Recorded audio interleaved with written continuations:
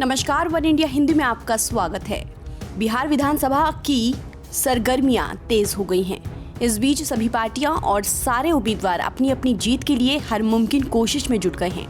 वहीं इस बीच पूर्व डीजीपी गुप्तेश्वर पांडे चुनाव से पहले ही ऐसा लग रहा है कि चुनाव हार जाएंगे।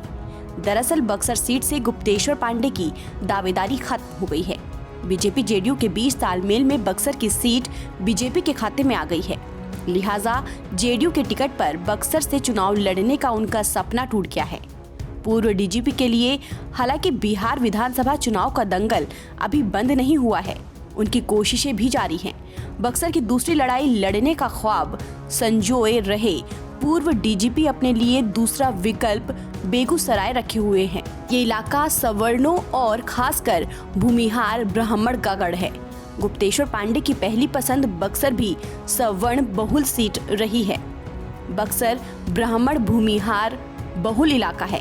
ऐसा लगता है कि पूर्व डीजीपी पांडे से चूक हो गई।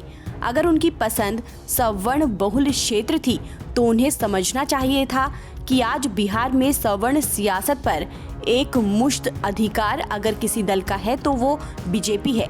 ऐसे में उनकी पसंद बीजेपी होनी चाहिए थी, मगर उन्होंने जेडीयू को अपनी पसंद बनाया। जेडीयू के लिए मुश्किल ये है कि बेगूसराय में भी सवर्ण बहुल सीट बीजेपी शायद ही उसके लिए छोड़े। ऐसे में गुप्तेश्वर पांडे के लिए दूसरा विकल्प भी असर दिखाएगा। ऐसा नहीं लगता है कि गुप्तेश्वर पांडे ने डीजीपी रहते हुए विधानसभा चुनाव लड़ने की तैयारी शुरू कर दी थी। सुशांत की आत्महत्या के मामले को उन्होंने बिहार की अस्मिता के साथ जोड़ते हुए सुशांत के पिता को न्याय दिलाने के लिए कमर कस ली थी। पूरे दौर में वो डीजीपी की तरह कम और नेता की तरह ज्यादा नजर आए थे। जिस तरह से टीवी चैनलों पर वो लगातार समय दे रहे थे, ऐसा लगता है कि नहीं था कि उनके पास पुलिस महकमे का कोई काम। अब नीतीश कुमार के लिए एक सवर्ण उम्मीदवार के तौर पर गुप्तेश्वर पांडे कहां फिट बैठेंगे, और जहां फिट बैठेंगे वहां की सीट जेडीयू के लिए बीजेपी छोड़ेगी या नहीं, ये साफ हुए बगैर कोई घोषणा करना मुश्किल है। ये भी तय है कि गुप्तेश्वर पांडे चुप रहने वाले नहीं हैं, लेकिन सिर्फ अपना हित देखना दूरदर्शिता नहीं होती।